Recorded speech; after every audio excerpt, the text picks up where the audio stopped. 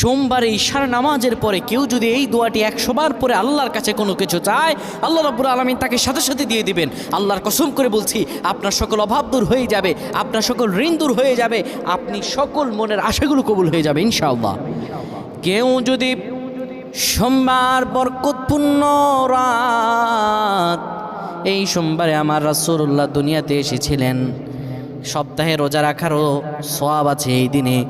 কোনো ব্যক্তি যদি সোমবারে ঈশার নামাজ পড়ে সুন্দরভাবে ওযু করে কিবলামুখী হয়ে বসে